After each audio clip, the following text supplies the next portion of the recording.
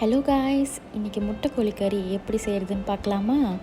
தேவையான பொருட்கள் எல்லாம் ஸ்க்ரீனில் ஷோ பண்ணியிருக்கேன்.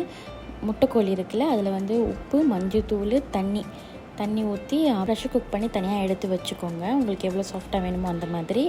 முந்திரி பருப்பு, ஏலக்காய், பெப்பர், அப்புறம் சீரகம், இது 4 ஐட்டத்தையும் நல்லா வறுத்துட்டு பொடி பண்ணி வச்சுக்கோங்க. அதுக்கப்புறம் பட்டை, கிராம்பு, ஏலக்காய், வெங்காயம், பூண்டு, ஊசி மிளகா, இஞ்சி, இது எல்லாத்தையும் ஒன்றா போட்டு நல்லா தாளிச்சுக்கோங்க. இந்த வெங்காயம்லாம் நல்லா வதங்கினதுக்கப்புறம் தக்காளி பழம், உருளைக்கிழங்கு சேர்த்துட்டு லேசாக கொஞ்சமாக உப்பு போட்டுக்கோங்க. உப்பு போட்டு நல்லா வதக்கிட்டு கோழிக்கறி மிளகாத்தூள், அப்புறம் வெறும் மிளகாத்தூள் போட்டு நல்லா வதக்கி விடுங்க. வதக்கினதுக்கப்புறம் அந்த வேக வச்சிங்கள்ல அந்த கோழி இருக்குல்ல, ஸோ அதோட தண்ணி கொஞ்சம் ஊற்றிட்டு அந்த கோழியும் ஒன்றா போட்டுருங்க. போட்டுட்டு நல்லா மிக்ஸ் பண்ணிவிட்டு கொதிக்க விடுங்க. கொஞ்சம் நேரம் நல்லா கொதிக்கணும்.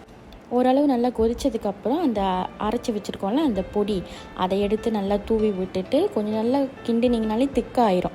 ஒரு 10 நிமிஷம் அந்த மாதிரி கொதிக்க விட்டிங்கனாலே நல்லா திக்காயிரும். அதுக்கப்புறம் தேங்காய் பால் ஊற்றி உப்பு எல்லாமே பார்த்துக்கோங்க, கரெக்டாக இருக்கும். நல்லா கொதிக்க விட்டிங்கன்னா நல்லா பொக்காட்டான ஒரு முட்டைக்கோழி கறி ரெடி ஆயிரும். தோசை, இட்லி, சோறு எல்லாத்துக்குமே சூப்பராக இருக்கும். ட்ரை பண்ணி பாருங்கள். இதே மாதிரி வீடியோ வேணும்னா மறக்காமல் என்னோடய சேனலை லைக் அண்ட் சப்ஸ்கிரைப் பண்ணிடுங்க. தேங்க்யூ.